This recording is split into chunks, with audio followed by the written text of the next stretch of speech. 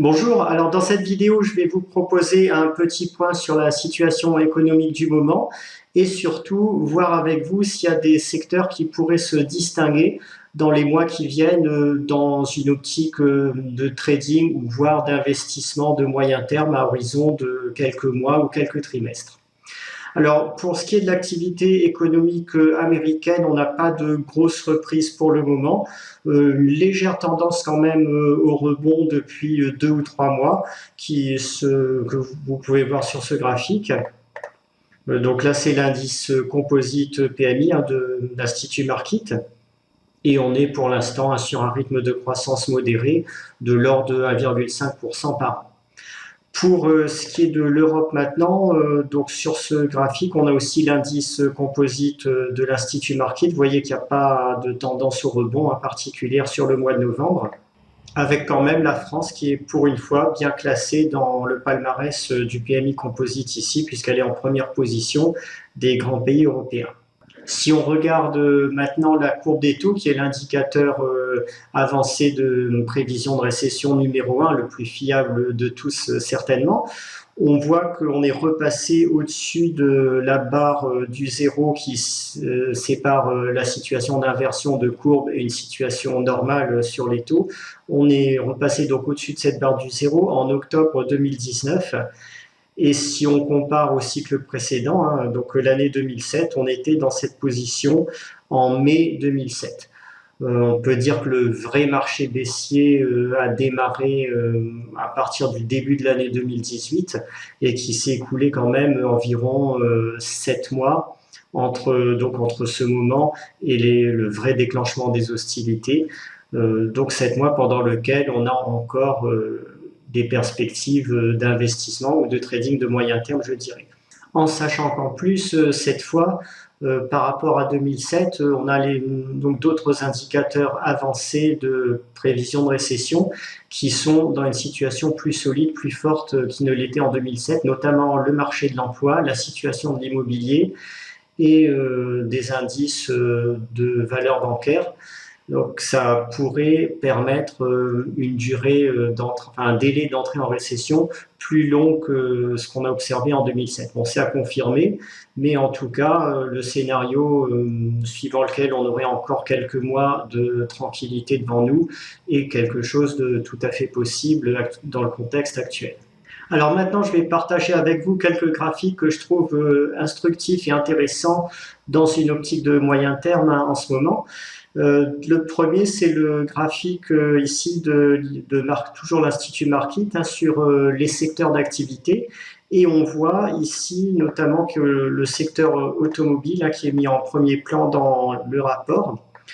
Et donc vous constatez que ce secteur des automobiles et équipementiers automobiles, pour la première fois depuis le début de 2018, donc depuis le cycle de ralentissement qui nous concerne depuis 2 ans et qui a mis à terre l'ensemble du secteur des small caps et des valeurs cycliques, on a un vrai redressement quand même de la tendance qui est perceptible sur ce graphique.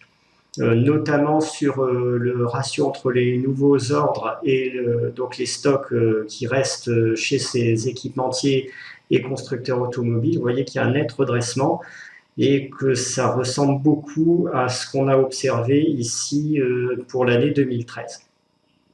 Donc ça, c'est pour les équipementiers automobiles. Au niveau du secteur bancaire, on a la même chose en plus accentuée. Donc, je vous avais déjà parlé d'une opportunité sur les valeurs bancaires dans une de mes précédentes vidéos. Ça s'est confirmé jusqu'ici. On observe quand même un bon début de rebond des bancaires.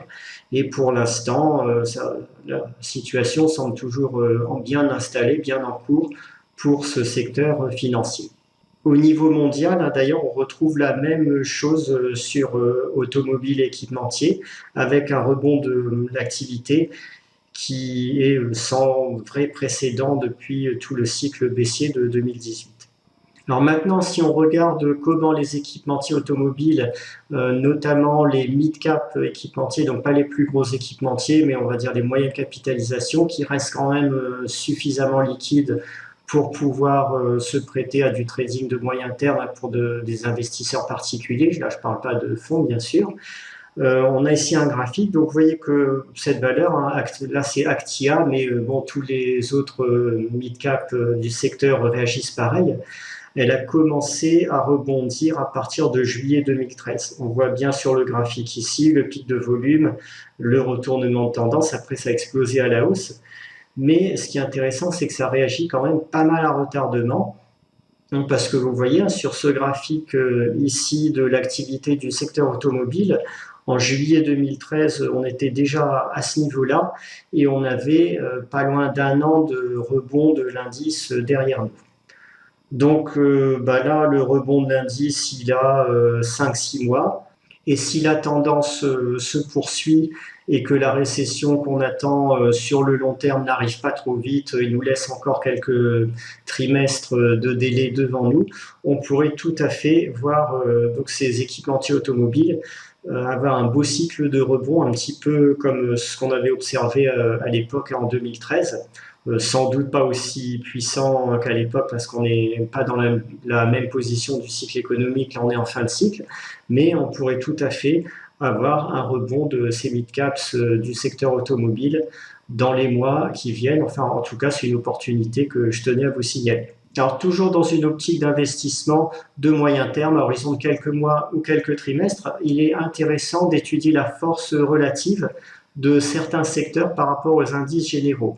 Ici, vous avez un graphique qui représente le ratio entre un index de valeurs bancaires américain et l'indice général, le SP500. Donc, on voit très bien ce qui s'est passé pendant le cycle baissier 2018 avec une baisse continue du ratio qui signifie que l'indice SP500 a été sur cette période beaucoup plus fort que l'indice des valeurs bancaires et la tendance vient d'être cassée là depuis le mois de septembre-octobre et elle indique donc un retour des investisseurs sur le secteur bancaire par rapport aux indices généraux, donc une rotation vers le secteur bancaire. Donc ça, je vous avais déjà conseillé ce secteur. Maintenant, si on regarde le secteur des small et mid caps avec l'indice, cette fois Russell 2000, on observe un tout début là c'est moins avancé, mais on a quand même un début de figure en creux et de retournement de tendance aussi. Donc on avait eu pendant une bonne partie de 2018 et 2019 un désintérêt des investisseurs pour les small caps. Ils ont délaissé complètement le secteur pour aller vers les grands indices. Et là, depuis le mois d'octobre, on commence à avoir donc un petit retour des investisseurs sur ce secteur. En Europe, on observe aussi quelques rebonds significatifs de small et mid caps depuis quelques semaines. Donc, il semble y avoir là aussi un début de retour des investisseurs sur le secteur. C'est encore un petit peu tôt pour dégager une tendance durable, mais je tenais quand même à vous le signaler ici. Voilà pour ce petit point de situation. Je vous souhaite de bons investissements et de bons trades à toutes et à tous.